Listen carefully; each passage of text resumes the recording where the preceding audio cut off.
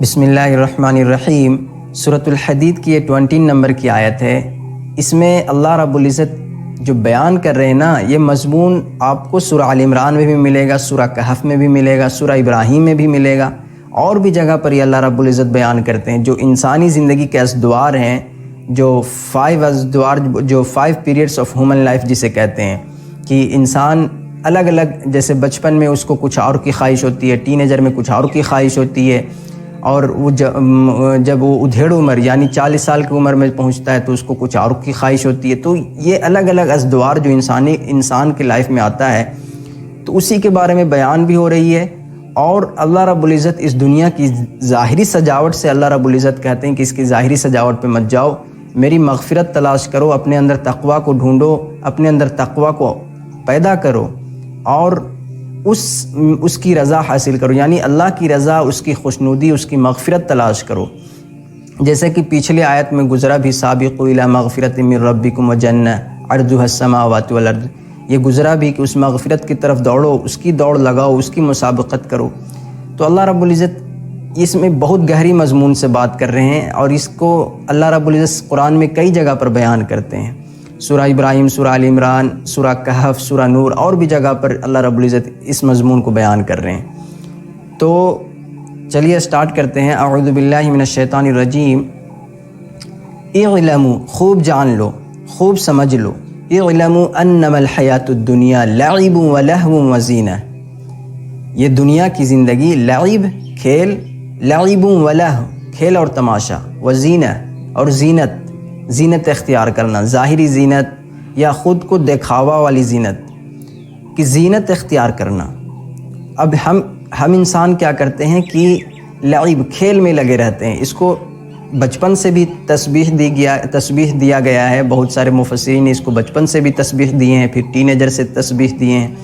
لیکن اگر اس کے اوپر بات کیجیے گا نا، تو دیکھیے گا انسانوں کو نا، تو بہت سارے لوگ جو غفلت میں ڈوبے ہوئے ہیں، ان کو نماز سے کوئی فکر نہیں، ان کو توحید سے کوئی فکر نہیں، ان کو قرآن کی شریعت سے کوئی فکر نہیں کہ اللہ رب العزت کیا بیان کرتے ہیں۔ ان کو نبی کریم صلی اللہ علیہ وسلم کی جو حدود اللہ کے رسول نے ہمیں جو دی ہیں، ان کو اس چیز کی کوئی چیز کی فکر نہیں، نہ حج کی، نہ زکوٰۃ کی، نہ رمضان کی، کسی چیز کی فکر نہیں۔ تو ان کے بارے میں بھی وہ رات دن کھیل اور تماشے میں لگے رہتے ہیں، خود کی سجاوٹ، ظاہری سجاوٹ میں لگے رہتے ہیں، ان کے بارے میں بھی بیان ہو رہی ہے۔ تو لعب ولہو وزینہ، انما الحیات الدنیا، بے شک یہ دنیا کی زندگی لعب ولہو وزینہ، کھیل اور تماشا اور زینت اختیار کرنا، ظاہری زینت، اس کی ہر چیز ظاہری ہے۔ دنیا کی جو جتنی رنگینیاں ہیں، جتنی سجاوٹ ہے، وہ سب ظاہری ہے۔ تو وزینۃ وتفاخر بینکم وتکاثر فی الاموال والاولاد، کس چیز میں زینت اختیار کرتا ہے انسان؟ سب سے فرسٹ اللہ تعالیٰ کہہ رہے ہیں وتفاخر وتکاثر، فخر جتانا، وتفاخر بینکم، اپنے آپ میں، یعنی وتفاخر بینکم وتکاثر، یعنی ایک دوسرے میں فخر جتانا اور کثرت جتانا، کس چیز میں؟ فی الاموال والاولاد، مال میں اور اولاد میں، اپنے آپ کو فخر جتانا کہ یہ میرے پاس یہ مٹیریلزم ہے، میرے پاس یہ گھر ہے، میرے پاس یہ گاڑی ہے۔ تو لوگ اسی سجاوٹ میں لگے ہوئے ہیں، اسی کی سوچ میں لگے ہوئے ہیں، اس مغفرت اور اس جنت کی طرف دوڑ نہیں لگا رہے ہیں، اس آخرت کی طرف دوڑ نہیں لگا رہے ہیں۔ جبکہ یہ ظاہری سجاوٹ آج ہے، کل نہیں ہوگا، آج میرے پاس پیسہ ہے، کل نہیں ہوگا، یا کل آج غربت ہے، کل میرے پاس پیسہ ہو، اس کی کوئی گارنٹی نہیں ہے۔ یہ تو اللہ کا رزق ہے، اللہ جس کو چاہتا ہے بانٹ دیتا ہے۔ ہم مومنین تو برکت والا رزق مانگتا ہے اللہ سے کہ اللہ وہ رزق عطا فرما جو ما انزل اللہ، آسمانوں سے اترتا ہے، تو وہ رزق برکت جس میں رہتی ہے، وہ رزق مسلمان مانگتا ہے۔ وہ مومنین کے لیے تو دنیا قید خانہ ہے، امتحان گاہ ہے۔ الدنیا سجن المومن و جنت الکافر، اور کافروں کے لیے جنت ہے، تو ان کے لیے مال اور اولاد کثرت جتا سکتے تھے، لیکن مومنین ایک چیز، یہ اس پر فخر کر رہا ہے، تکبر کر رہا ہے، گھمنڈ کر رہا ہے، تو یہ مومنین کی یہ روش نہیں ہو سکتی ہے۔ تو یہ اس نے کبھی دنیا کی، یہ مسلمان دنیا کو زیادہ ترجیحات دے دیا ہے، یعنی نفسانی خواہشات اس کے اوپر ڈیرے لگا دیے ہیں۔ وآثر الحیات الدنیا، دنیا کو زیادہ ترجیح دے دیا ہے۔ سورۃ النازعات میں جو آیا لفظ وآثر الحیات الدنیا فإن الجحیم هی المأوی وأما من خاف مقام ربہ ونہى النفس عن الہوی، کیا اللہ رب العزت بیان کرتے ہیں۔ تو دنیا کی زندگی کو سجاوٹ یعنی فخر جتانا، تفاخر بینکم وتکاثر فی الاموال والاولاد، مال میں اور اولاد میں۔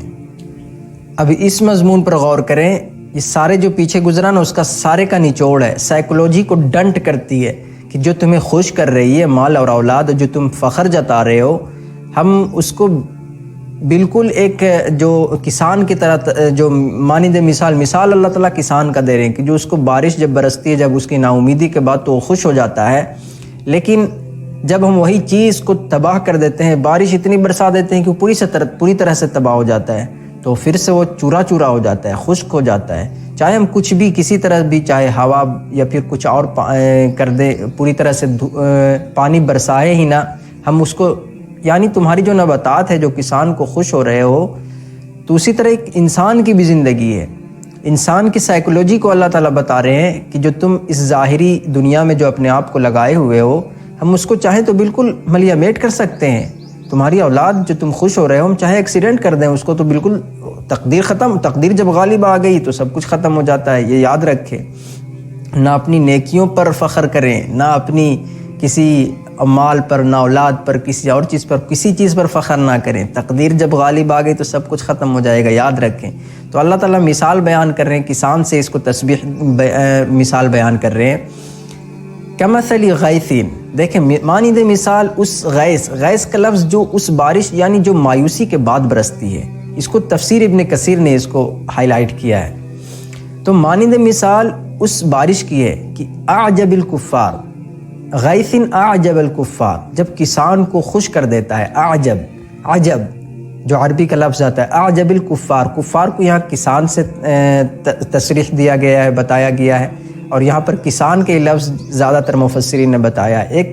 ایک مفسرین ہے جو کسان کو، کفار کو کفار ہی کہتے ہیں، اور کفار اس کو کہتے ہیں جو کسی چیز کو چھپانا، یعنی حق کو چھپانے والی شے کفر ہے۔ جیسے ایمان، وہ اسلام کو قبول کیوں نہیں کرتے، دین حق کو قبول کیوں نہیں کرتے، یہ قرآن کو کیوں قبول نہیں کرتے، وہ چھپاتے ہیں۔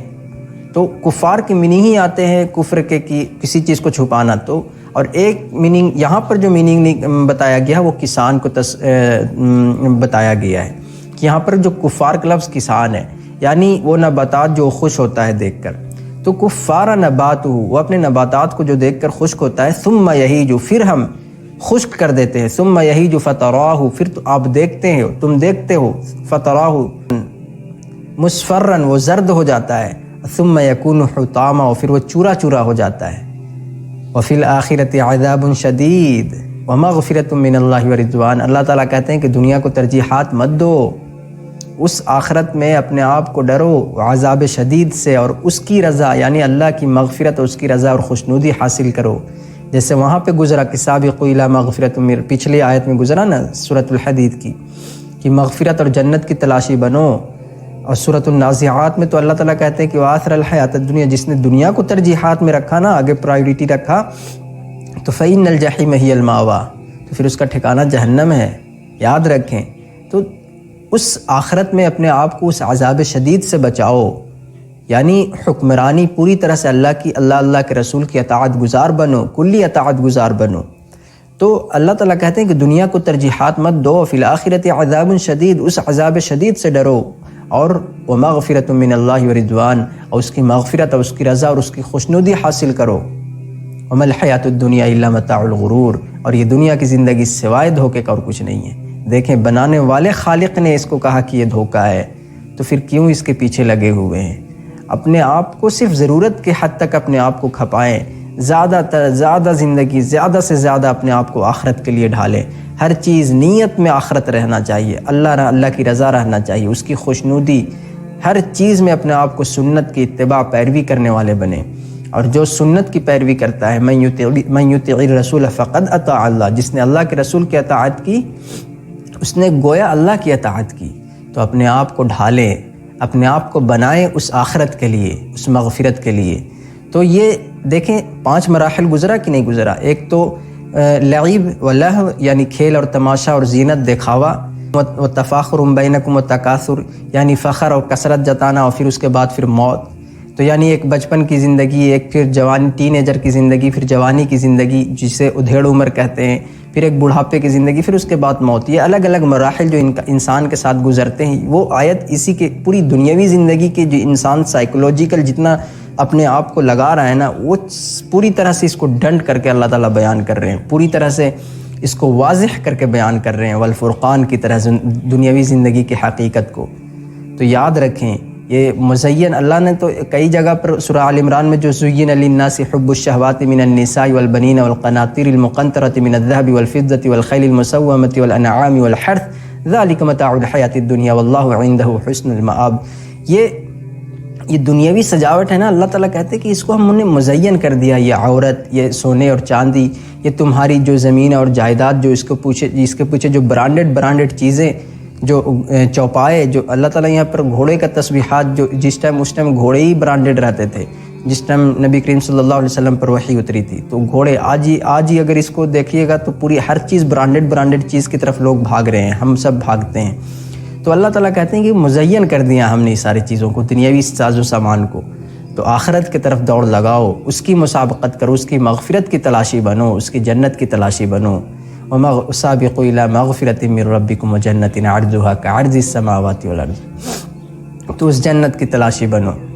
تو یہ بہت گہری آیت تھی. انشاءاللہ میں سمجھتا ہوں کہ کچھ حد تک میں نے سمجھانے کی کوشش کیا ہوگا، انشاءاللہ آپ کو سمجھ میں آیا ہوگا اور فائدہ پہنچا ہوگا.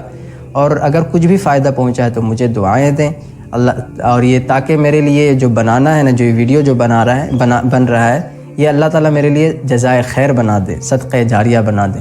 وآخر دعوانا الحمد للہ رب العالمین.